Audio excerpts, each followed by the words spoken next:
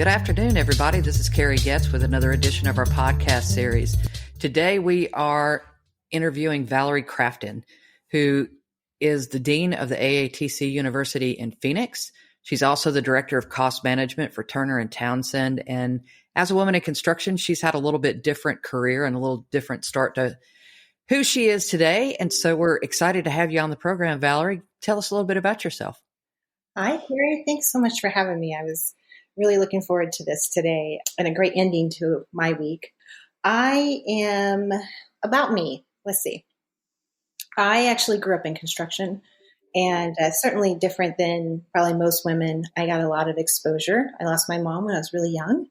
And so when I wasn't in school, I was on a construction site with my dad, which seems a little strange, but he was a custom home builder. And that was my first introduction to that world. He didn't treat me any differently than he treated my brother. He taught me how to frame, how to do just about everything you needed to know to build a house. So I fell in love with construction, and some of my favorite smells are fresh cut wood and things like that because of that experience. My father retired when I was, a teenager, and I tried to get a job as a framer, and I was told no, that they weren't hiring. And then I had one person tell me that they just straight up did not. I didn't belong on a construction site, basically.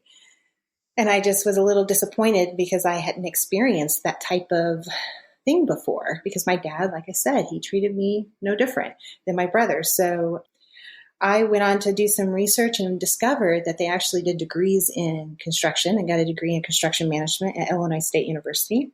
And I thought, well, this is going to be my way to maybe be taken seriously.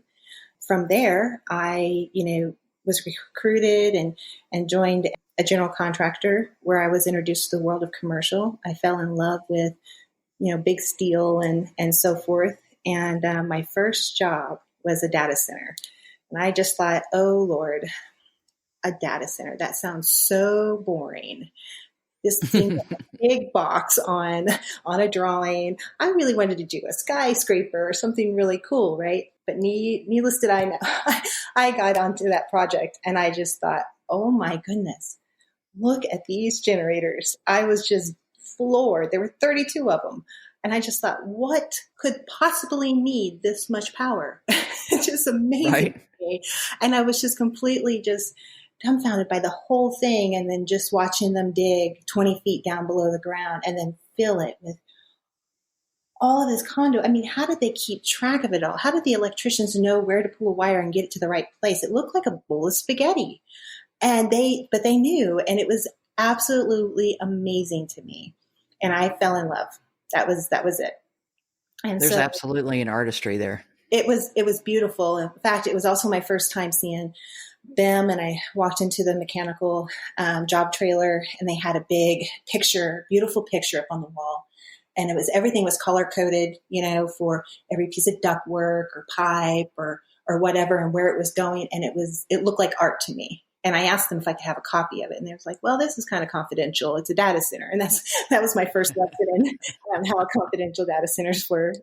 And so yeah, that was my segue into the industry, into high tech and construction on the commercial side. And I have been in love with my world ever since. It's not been easy, but I've definitely not regretted it, not one bit. In fact, I'm just every day trying to find ways where I can grow and find others that I can influence or empower or educate, whatever I need to do to try to get more of the females leaning toward this high tech and construction industries, because there really is a disbalance there. Without a doubt, women in tech, period. We had Nancy Novak on here, who's head of construction actually innovation for Compass Data Centers. And she tells very similar stories. She was out there with her dad banging hammers and fell in love. Yeah. And Nancy's a friend of mine, and I adore her and admire her a lot. She's good. Yeah. She is amazing. I just, sometimes I think about, my experience growing up and how I got that early exposure. And I think there's just a lot of women don't realize that that's even an option for them. They don't get that exposure like I did as a kid and grew up around it. They don't have the dads that I had that just say, okay, hey, I'm going to hand you a hammer and I'm going to teach you how to frame, and that's how it's going to go. I just, it's just different. I just don't think everybody gets those opportunities. And so I think there's other ways that we can reach women. Maybe we go out to the schools and the high schools and so forth. So that's been my passion, and trying to find a way to get that information out there through different, avenues. So. And now you're on the podcast to do just that. Yeah, that's what I want to do. Exactly. It's been proven, and we've had several people on this podcast talk about frame of reference and how kids generally decide what they're going to be when they grow up by the time they're 6 or 7 years old. And it's based on really what they've been exposed to in that period of time in their life. And not every kid gets to go on a job site and bang a hammer with their dad or do something like that. So it is very cool to be able to expose kids to that kind of stuff. And I've noticed even some of the toys now are getting more creative with construction. It's not just the Lincoln logs that I grew up with and probably you grew up with, but there's a lot more to it now as far as building and construction and engineering and robotics and little robots that you can code and all that kind of stuff. So I think it's going to be better for the next generation, but there's certainly a missing segment in there that hasn't been exposed. Well, I think it starts sometimes even at home, and people don't realize, well, how do I get that exposure for my daughters, for instance? And I think it's just something as simple as, you know what, maybe you don't let your husband do all of the putting all the toys together or building the dresser, or putting the bed together. Let your daughter see you handle a tool and you put those things together, and let them be involved in it. And I put a sandbox together in the backyard, and I had my daughter over there, and I got the screw screwed in about halfway and handed her the screwdriver, and she fitted right in there and started screwing the whole thing right down by her hand. And I was just so impressed, not because she's my kid, but just because she had an interest in it, and she thought that was cool. And so she walks around asking me for tools now. She goes, where are your tools? Where are your tools? And I thought that was pretty cute. So I just think you can start some of that exposure in some of the simple ways to know that, hey, tools aren't just for boys. Absolutely. Tools Absolutely. are for girls too. Yeah, I had my daughter help me on a lot of projects growing up too, and she's a nurse practitioner now and does none of them. She apparently did not enjoy it as much as you did, so there's that. Well, that's just part of it. We all try to maybe put our kids in sports, and we try to expose them to all the different types of sports, and they find the one they love and then they go with it. Well, I think it's just about making sure that we introduce them and let them know that that's an option for them, because everything else in the world is pointing to, oh, this is a macho industry. Oh, this is for the guys, but it's not. And the sooner that we can get more women into the industry, the less macho it's going to seem, right? It's going to balance out. And, you talk about, we celebrate a month of suicidal awareness, and it's because we've created an industry where people need to act macho. They're not allowed to have emotions or talk about their feelings because you got to be macho. And I was like, well, that might actually curb the, suicide as well if we could be a little bit more vulnerable and open, because we've softened it from macho to balance by bringing just tolerant. Yeah, exactly. Making things more acceptable for different careers and, different people doing different things, not everybody. And I would say too, something else that's really hurt us in the United States is we've gotten rid of shop class, where people could go out and kick the tires and try a trade and see if they liked it. Like I said, it wasn't for my daughter. She decided she didn't like it and didn't like building things, but at least she was exposed to it, and she can hang a picture. She can do, some of the basic stuff, but somehow we ended up putting this huge value on a college education to the exclusion of everything else. And not everybody learns that way. And I think we've forgotten that people learned without college for years. And shop class was a great way to do that. It somehow got belittled over the years, which is certainly not the way it should be, because there is an artistry there. And yes, not everything comes out of a book. And that's the other thing we've got to kind of get out there, is there is a huge gap, and there's more than one path to get there. It truly exists. And there's a need for the trades, and being in the trades is cool. and trying to get that information out there. And there's a lot of different options. You might not like one particular trade, so try a couple, but there's one for you for sure. And you won't have as much school debt, and you'll make just as much money, if not more. So it's a great thing to look into. And even if the women out there haven't had the exposure, but they thought, that's something I think I might really enjoy. I've read a lot about it. I've watched it. I've seen it, and I want to be a part of it. Well, you can be. So let's go. Let's go figure it out, right? Let's find out, if you're not where you want to be today, then what are you doing about it? And let's go do it. And don't let anything in the industry or the world tell you can't. There's a lot of options. Exactly. And the artistry that goes into what these trades put together. Oh, it's true. I highly encourage anybody listening, if you haven't gone out to YouTube or one of those and done the walkthrough of like the Google data center, where, all of the pipe is color coded for primary and secondary, and it's all fit down to just an exact science. It's pretty amazing. Yeah. So that's the other thing that really makes me think is sometimes like some of the big hyperscalers, there's so many different ways you can be involved in high tech and in construction and so forth. There's so many different avenues. If your background is finance, or if you're an artist, or whatever it is, there's so many ways you can still get involved if that's an industry you're interested in. You're not limited to just, hammering. Or being the person that's putting in the pipe and the conduits and the wiring and so forth. You can do more. There's a spot for just about everybody to enter into this industry, and we can create that balance. If there's some females out there like, I just don't think I'd want to be in the field. Well, you don't have to be in the field. Maybe you want to be a cost estimator. Maybe you want to be on the finance side and invoicing and so forth, or on the contract side. There's so many different ways you can be involved. Yeah, that's a good point. But like you said, I think a whole lot of it really is exposure. And unless somebody takes the interest in somebody and not only makes it available, but makes it acceptable, then we still have a long way to go. Kind of for everything in tech, whether it's on the coding side or, like you said, back office and that portion of it, or literally picking up a hammer. I think that exposure is certainly critical, and really respect the artistry that goes in all of it. No, I completely agree.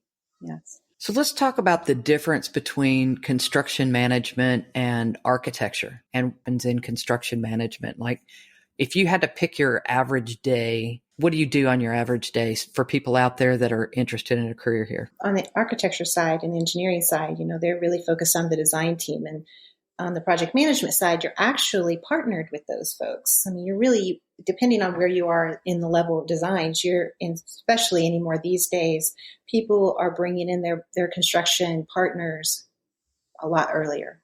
And what's nice about that is we can give them feedback on, especially from, an owner rep side where we're doing cost management and so forth. We can really give them feedback on the cost of those designs and work with those design partners very early on.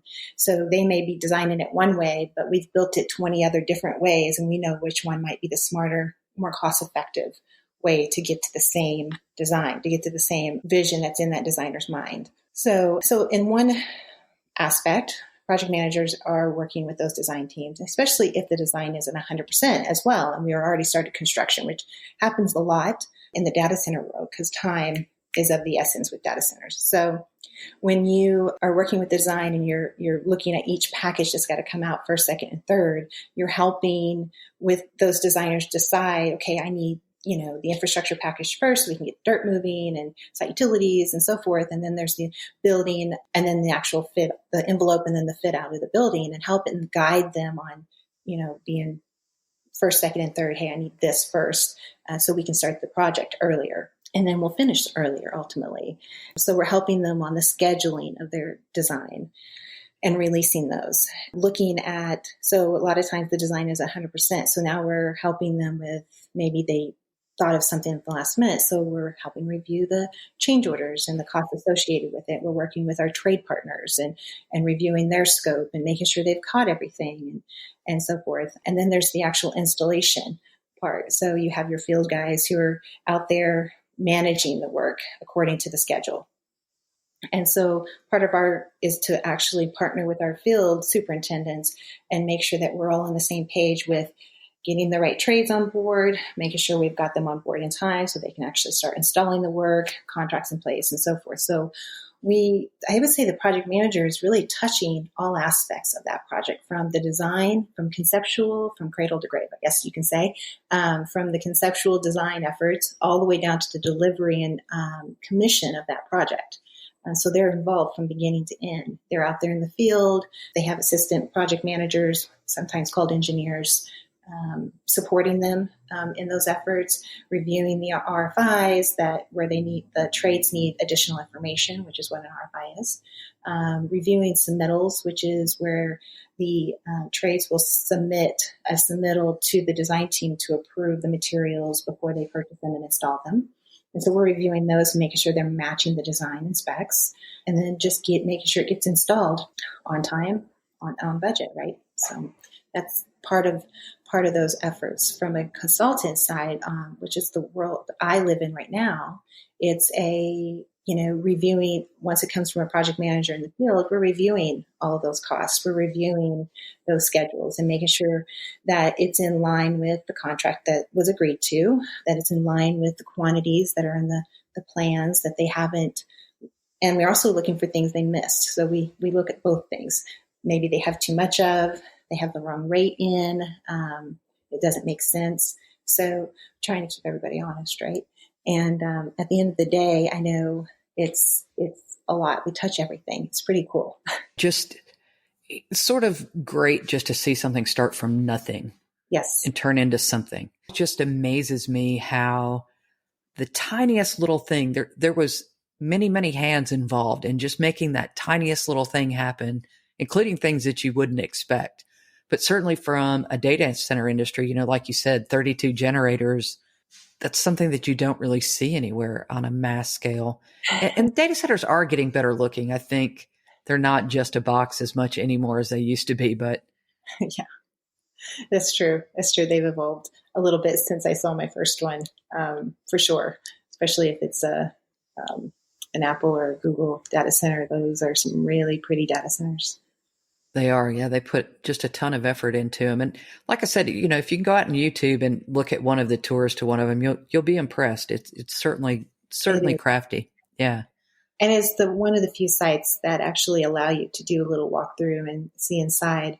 But if anybody's ever interested, there's always tours of data centers locally. They'll be glad if you contacted their local salesperson. They'll be glad to arrange a tour so you can see inside and what one looks like. And it's pretty interesting. I strongly recommend it. And I would do more than one so you can understand maybe what the differences are between them. Because there are, there's differences depending on the type of data center and so forth. Sure. And outside of construction, obviously there's coding as part of it. There's hardware configuration that becomes part of it. There's certainly networking, wide area networking. There's security. There's cybersecurity. And even within construction, it's broken down into multiple specialties. Yes. And so which of those specialties do you deal with most often, or which is your favorite to deal with, I guess might be a better question. Well, I would say the majority of a data center is your MEP, mechanical, electrical, and plumbing trades. But there's always, CSA. So I'm using acronyms. So I'm going to let your civil, architectural. You're allowed to use them as long as you explain them. I always have to remind people sometimes when they're talking to new green people coming into the field, they'll just start rattling off those acronyms. I'm like, I'm out. They might not understand what that means. So and they repeat themselves in this industry too. It's true. And then if you're on some big campuses, construction big campuses, and I would use names, but most of them are confidential. They have a whole slew of acronyms that go with that too. So especially in high tech, they like their acronyms. Yes. But the trades, I deal with them all, and I love them all equally. They all have their own special niches. There's not one that I enjoy working with over the other. There's certainly a lot of different types of personalities that go along with them. And so from, everything from your civil and your earthwork movers and your site utilities guys to all the way inside to your security and the guys putting in all the fiber and high tech stuff. It's all really interesting in its own way. I mean, I don't think if you're in the construction industry, you could stand there and just say, I just don't like this piece. It all comes together. It all supports each other. It all interacts with each other. And you learn that along the way. You don't realize. I was talking to an intern one time, and I opened up one detail. I said, how many trades do you think touches that one detail? And when I was done, I said, okay, I'm going to name them off. You count. And I think it was 8 different trades touched one little detail. And you could just see it in his eyes. His mind was blown. He was like, I would have never thought of that. I'm like, yeah. So that's why as project managers, our role is so, so important, is to make sure that we define who's going to do what in that one detail and nothing's missed. So it's pretty fun. Well, and a lot of coordination too. Tons of coordination. Yep. Tons of coordination all day long, and trying to think ahead, which is why BIM is so popular now, because that's an opportunity for you to build it before you build it. Right. And so getting involved in a BIM 3D model, and BIM's come so far as well. That's another whole thing we could probably talk about on its own, but just seeing the building come together, really saves a lot of money and time and conflicts in the field. So you end up fixing those in a model before they ever even go to construction, which is really cool. Sure. And for everybody that doesn't know, BIM is Building Information Management System. So yeah, it's part of a drafting package that does things in 3D. And just like Valerie said, it'll split out and show you where there's going to be conflicts, and a piece of pipe might be touching a cable tray, and a lot of things that used to have to be field adjusted, which made it more difficult for everybody that came afterwards. Right. These are things that absolutely help sort that out early. And, drafters that's another career in this industry that a lot of engineers rely on drafters, and a lot of the drafters have 2-year degrees, but it's still a very nice income. And it's one of those things too, where you can sit down and draw things out and put them together and make things work. I used to teach it. So. Oh, that's really cool. I like it. Yeah. I've seen it not work, where if people weren't looking at the model and weren't working it out, a lot of, especially in big high tech, a lot of the stuff is prefabbed. So pipe and so forth, it gets there. You can't change it. And the lead times to get it to the site is so long, you have to get it right. So I've watched a piece of pipe have to get cut and then reinforced. And that was a huge cost impact to have to move it over just even the slightest bit. It's a big deal. Oh yeah. For everybody. Sometimes you might have to recut the hole in the wall sometimes. And it happens, but BIM certainly helps. Sure. So what were some of your challenges, I think, coming, other than just being a woman and being told no, what, and then saying yes? What were some? Well, really? Watch me. Yeah, exactly. I love a good challenge, don't you? Yes, I do.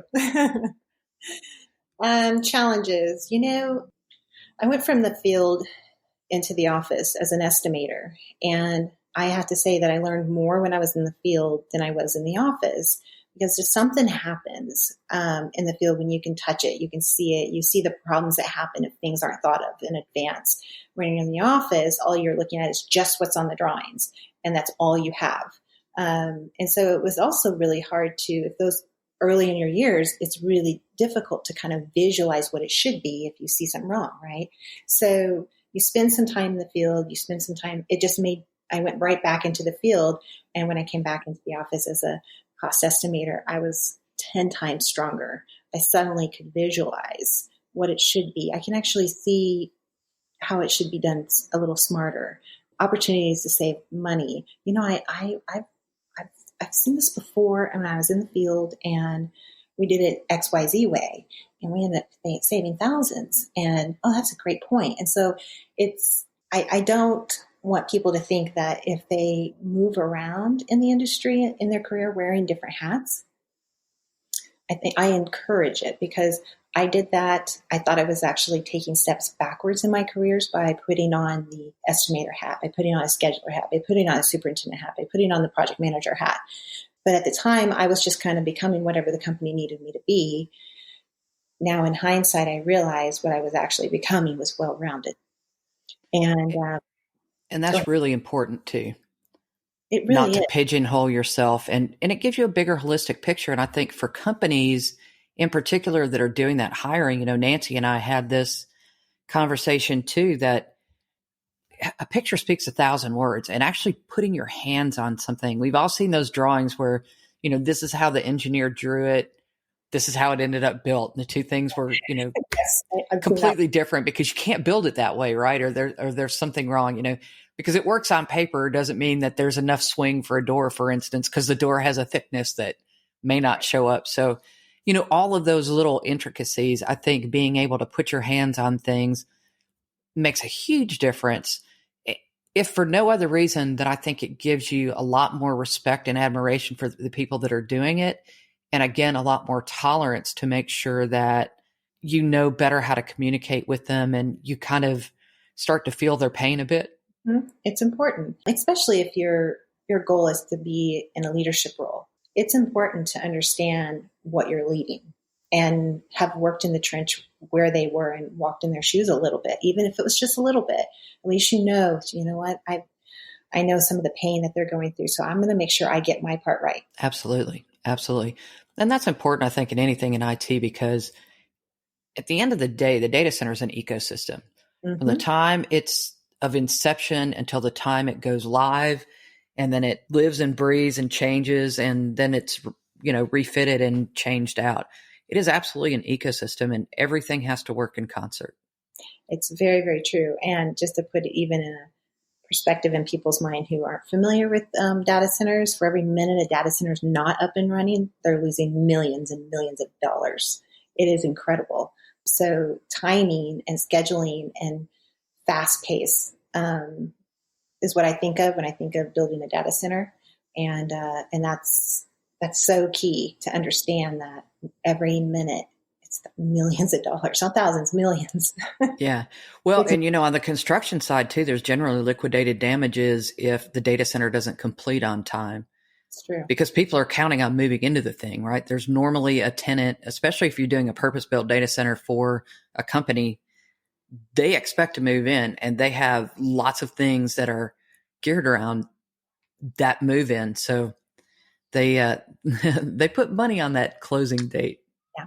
And that's why it's, I hear a lot of people, it's like, well, I should have gotten into the data center industry market. And it's like, well, it's not sort of a willy-nilly market. I mean, you might have built, a lot of people will say, well, I can build a skyscraper, I can build a data center. I'm like, no, not so much. I think there's some expertise there. And frankly, they're not wanting your learning curve to be on their data center. So they're slow to trust new people to come in and build, be a part of that especially from a general contractor or even any of the trades for that matter. If they just woke up one day and said, you know what, I think I want to get in that market. It doesn't happen that fast. So let's talk about how you got into Turner and Townsend and how you got into AATCU. Yeah. Let's talk about that journey a little bit. So my move to Turner and Townsend was really about switching to an owner rep side. So I've worked on the general contractor side all this time, and now I'm working representing the owner, flipping my hat backwards a little bit, coming in with that GC background, but from an owner perspective now, just coming in to protect them and manage their cost teams here. And so it was also, an opportunity to work in the world of data centers. I represent a major hyperscaler in the industry. I get to do that 100% of the time, which is one of the things I love the most and wanted to work with full time. I knew that. So that segues into AATC. And as I'm thinking about, I know I want to be in the world of data centers. I know that's my niche. That's where I want to be. I want to represent owners, but I also need to find that platform because I have a strong passion to be a pillar for future generations, for being a voice for the future women coming into the industry. And I believe that the way you live forever is you pass on your legacy somehow, right? And to pass on that, there's not very many of the Valeries in the world who have come up in construction. So I believe I owe it to those future generations to be that pillar. So I was looking for that platform where I can support, help, volunteer to spread the word, close the gap, right? Not only do we have a labor shortage in general, but I think women can be a big key piece to helping fill that. Not to mention just diversity across the board, bringing in people from different races, also different ways of thinking. It's so important. So someone once told me that the construction market was one of the slowest evolving markets compared to others. And I just thought, well, I wonder why that is. And they quickly said, well, it's because it's always been a good old boy land and lacked diversity for so long. It's like, well, let's speed that up, right? Let's balance it out. Let's close that gap. And so I met Dr. Tim Orgel at AATC at a networking event, and he and I were talking, and he was telling me about the school and so forth. And I just kind of stopped, and I said, you know, what's really interesting about this conversation is part of what I had thought I was going to do with that platform was I would retire and then ultimately end up teaching and giving back in that way. Maybe that's how I do it. But here he was talking about an opportunity for me to do that sooner. And I just thought I would love to. I want to volunteer and be a voice for women. I want to help do whatever I can to spread the word and say, hey, here's an opportunity for education.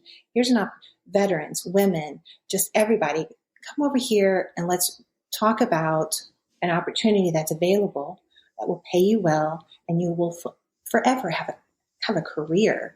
And look at the environment we're living in right now.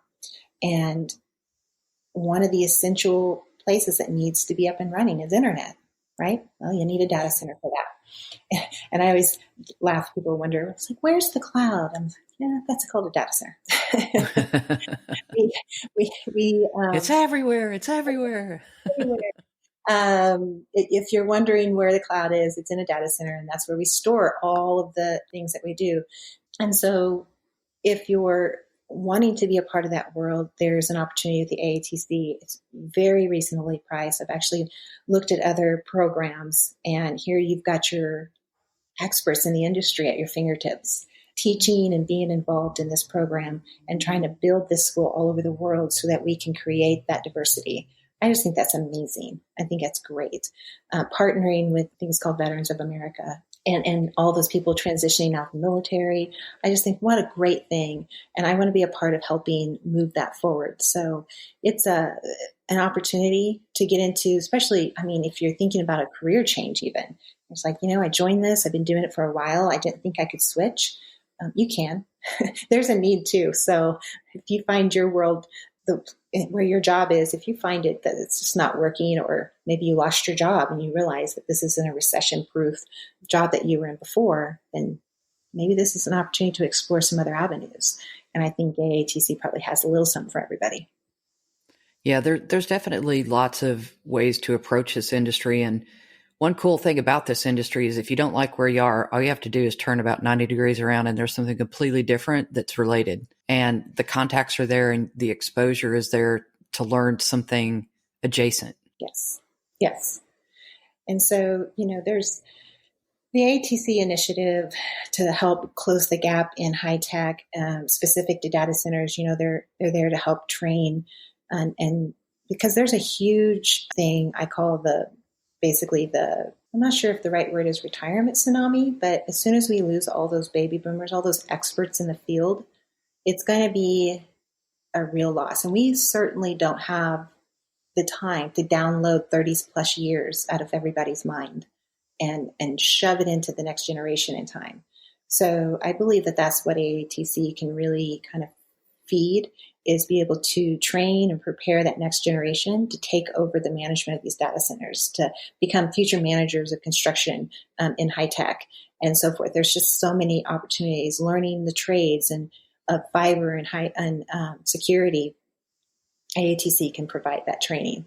And they're looking for partners too to help with getting hands-on experience for their students. And I just think that's pretty cool as well. Certainly is. Yeah.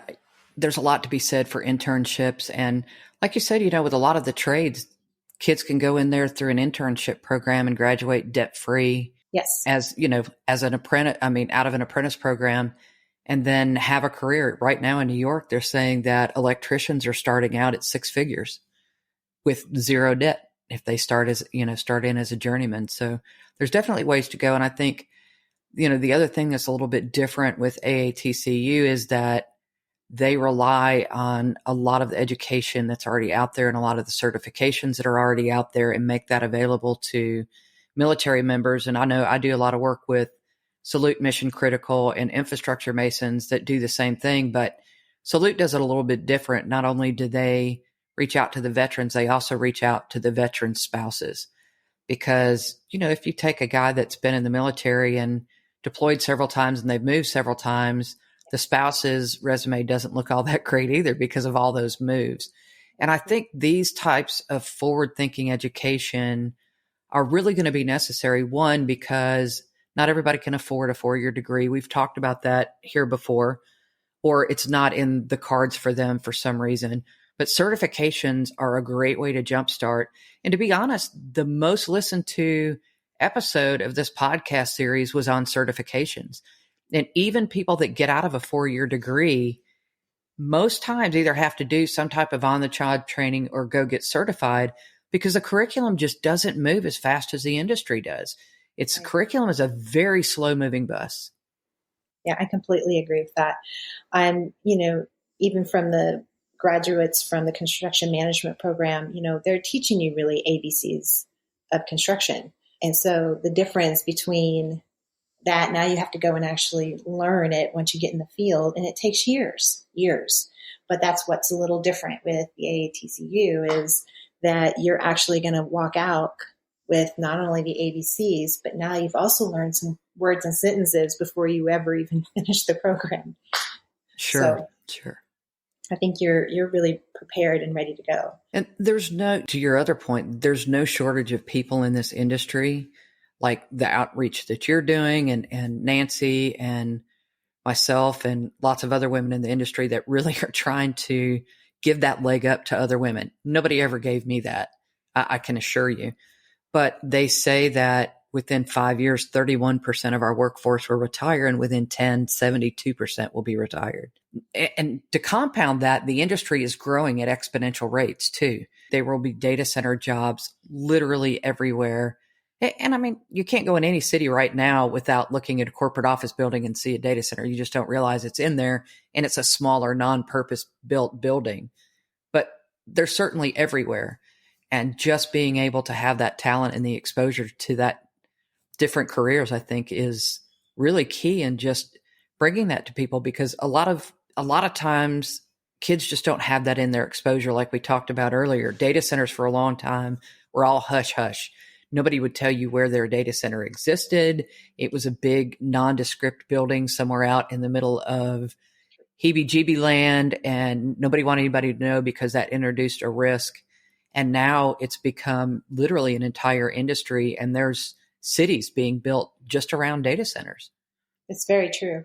I remember, they still do this, but it was just so hush-hush, you wouldn't find the name of whose data center on a single drawing. Everything was code name. So sometimes I'm like, who did I build that data center for? That was Project Dolphin, I think. It was just such strange names, but it worked because you're sitting here trying to recall. I know I did one in Texas and Colorado for the same one. What was that? I can remember the code names off the top of my head. No, it's so funny though. I eventually remember, but I just think it's funny. They were so secretive about it. We're really playing catch up, I think.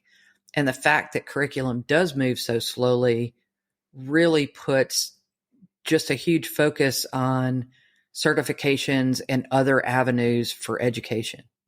Yes, absolutely. And there was such a lack for it. I think everybody started popping up with their own version of the training to fit their company needs so they can keep bringing people through the program. And I think that's why you have the AATCU being able to partner with those folks to be able to drive that a little faster, right? So. Sure. It's a great way to consolidate it. And of course, there's always vendor training, but that typically is to the exclusion of all of their competition. And that's not necessarily the kind of training that you want, because you want people to be able to think critically, and you want people to be able to evaluate the different situations and solutions that fix them. Exactly. Yep. Yeah. No, that's important. Very important. But I do think that we're seeing more and more owners, reps like what you're doing in all different types, in projects, in IT rollouts, in coding, in, somebody that can actually be the voice of the customer to make sure that those things happen. Because, to be fair, if the end user knew how to do it themselves, they would have that talent in-house and they would be doing it in-house. And just trying to manage that on top of an already 60-hour a week job, because nobody works 40 hours a week, I think, in IT. But, it's being able to bring that on as a specialty, I think, is really in the best interest of not only the owner, but even on the construction side, because you're not trying to get answers from somebody that's splitting time. You're getting answers from somebody that is literally focused on those tasks for every working hour of every working day. Well, what's really interesting is, it's kind of like a co-employment in a way. So I've seen a couple different things. Either the owner doesn't understand what it is they're building, and so they're bringing in that owner rep, or they have this spike of work. They don't want to hire a whole bunch of people to come in and then have to let them go when things get slow again. So we can come in and kind of fill that gap for them. And so we come in, whether it's support them in the finance department, support them in their project management, support them in their scheduling, support them in their estimating, any aspect of that, design review even. Having someone else to help you on your team as a partner is so key in not overextending yourselves and stacking up too many people and then having to let them go. We're here to resource up as you need and resource down as you don't need. And that's kind of the nice piece of it. And then when you have a team that knows you well, then that team kind of stays in place and continues to support that owner. And they, similar to my major hyperscale client, they know that client inside and out, and they're constantly finding new ways to improve, build dashboards and benchmarking for them. And especially right now in the COVID environment, helping them deal with claims, for instance, and it's a new world that no one's had to experience before. And how do we sort that out? What are those ground rules? What should we do? What should we not do? How is this different than a normal everyday project? So helping them sort through that, that's another thing we help them navigate and doing it successfully so that they can roll it out globally, all of those procedures in this new world we live in. We had Shelley with My Smart Plans on here a few months back, I guess, but actually they founded an entire company they wrote a program for construction management that takes care of all of the drawings, all of the revisions, all of the meeting notes, all of the construction meeting notes, everything in one cohesive place, because it was just lacking in the industry. And it pays for itself. Every time somebody uses it, it pays for itself. But it's kind of one of those areas where some woman looked at what was going on in the industry, because it came out of having a blueprint company and having to chase people down for blueprints, but to really look at the problem and say, there's a better way to do this and do it. And I think having that diversity in all of these equations brings solutions like that to the table, where somebody can say, hey, there's a better way, and have the foresight and the wherewithal to make that happen.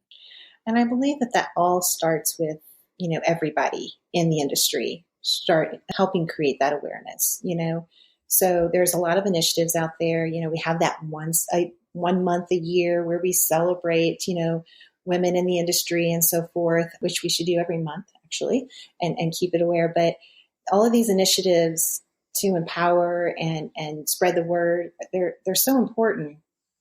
But I really think it's a matter of each person listening to this podcast out there for you guys to go out and mentor, sponsor, promote, right? Be the advocate for diversity. It just takes one person to kind of step up and say, hey, we need more of this. We need more cultural diversity, ethnicities, religions, political views, skill sets, industries, backgrounds. I mean, all of these are really important. Yeah. Absolutely.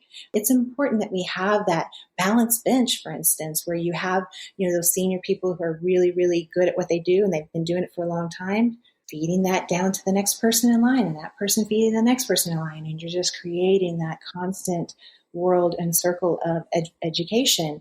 And so just going out there and bringing people along on your leadership journey and putting the word out there to, hey, it's important that we diversify.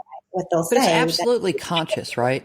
It's not a subconscious thing, and it's not something that you do once and call yourself good. That's right. It's true.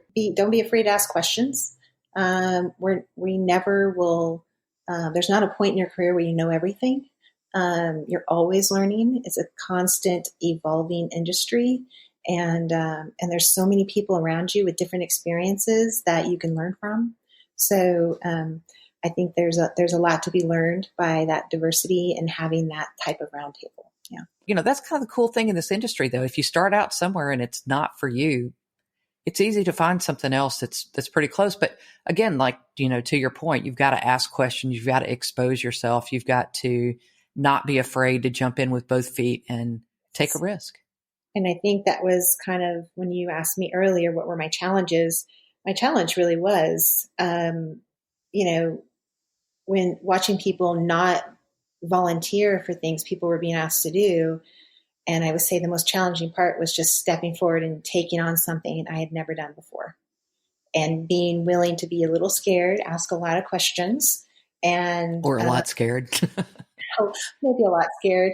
Try not to let them see it and go for it. Right. And, you find your mentors and the idea is what I discovered was the expectations were really low. They knew my background. They knew where I came from. Nobody else was stepping up. You want to do it? Okay, let's do it. I'm here to support you. So if you have the right team and you're in the right place in your career, you're going to be surrounded by people who are going to support you no matter what. They're not going to let you fail. You should never be on an island or feel like you're on an island. Yeah, and the best managers won't let that happen either.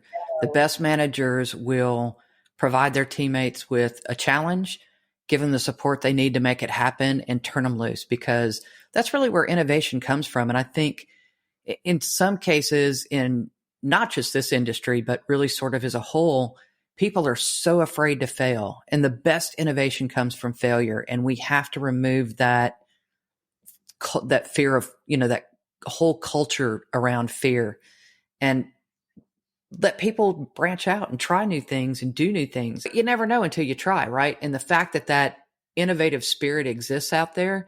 And I think the newer companies are getting better at that. And even some of the older ones, because they sort of have had to, that kind of been brought kicking and screaming to the table in some cases. But, yeah, it's true. Encouraging that innovation and making sure that your team knows that, if you fail, we'll get through it. There's no project that goes without a hitch. I don't care where you are. It's how you handle that hiccup that matters. And it's how you interface with your customer that's going to make that, whether they end up being a repeat customer after that hiccup or not. But you just have to talk to people. I mean, nobody wants to be surprised, and just work through it. Right. And on the other side of the coin, I think we have to give our younger generation permission to say, you haven't stared at these drawings and done it one way for 20 years. You come from a fresh pair of eyes, and you might have a different perspective. Speak up if you have a better way or smarter way of doing this. But we have to give them permission, because they're timid. They're scared. They're looking at someone who's a genius and has been doing this for so long, and what could I possibly contribute? And to give them permission to say, I want you to tell me if you have a smarter way of doing this, please. So I think we have to be open about that. We can't assume that they're just going to bring it to the table and say, here you go, I've got this amazing idea. Well, we are bumping up on the end of our time. So if you wanted to leave some parting words or some wisdom to pass forward, here's your platform. So what would you tell folks? Don't be scared. Go out there and try something new, discover, research. I'm on LinkedIn. Reach out to me if you have questions. I'll be glad to support you, mentor you. I'm here. And I love doing that. So even if it's just a silly question about construction and you don't want to ask your manager, ask me. I don't mind at all. So I probably would just say, there's opportunities out there that you probably don't even know of. You can make really good money and have a great career. It's never boring in high tech and construction. It's definitely never boring. Definitely never boring. It's different. I've yet to live more than the same day. Yeah. I can't imagine doing Groundhog Day over and over. No way. To anyone listening, if you're looking to expand your knowledge of the data center world, or enter into high tech and construction of data centers or managing data centers, AATC University is a great place to start. You will receive a full education there. You can get your bachelor's there, a master's, a doctorate, a certification for continued education. It's a great place where we partner, educate you, and give you hands-on training and mentoring to help you succeed. The other thing I'd like to say is it's too many women out there. If you're looking to move into the world of high tech and construction, go for it. It's not scary. Some of my favorite people work in this industry. They work hard, they play hard. It's a great bunch of people, lots of different personalities. It's never boring, and I've loved every second of my career. So I strongly recommend it. If you need a mentor, find me on LinkedIn. I'd be glad to be your mentor. If you need a woman to bounce things off of, I'm here for you. Finally, I'd like to talk to those end users and data center developers. There is going to be a lack of resources out there. There is still a labor shortage and a lack of knowledge, for that matter, in the data center world. And I strongly encourage you to reach out to Turner and Townsend as a partner in this. We can really help you with all your cost management, project management, financing, audit, scheduling, forensics on scheduling, anything that you need support on or additional resources for. We'll actually come in and do the work. We don't just consult you on it. So that's a great resource to reach out. If you have any questions, feel free to reach out to me, or you can go to the Turner and Townsend website. And so that's really it for me. Thank you so much, Carrie, for having me on your show. This has been a real great experience for me, and I really appreciate it. Thank you. Well, Valerie. Fun, yeah. Yeah. Well, I absolutely want to thank you for your time today. This has certainly been a joy having you on here and listening to your insights in construction and your career and what your path has been like. For everybody else out there, I will make sure that there's a link to Valerie's information in the podcast description. But again, it's Valerie Crafton, Crafton, if you happen to be driving in a car. And you can reach her on LinkedIn. You can also reach me on LinkedIn. Thanks, everybody, for your time. And Valerie, thank you for your time. Thank you, Carrie. I appreciate it. It's been fun. Thanks.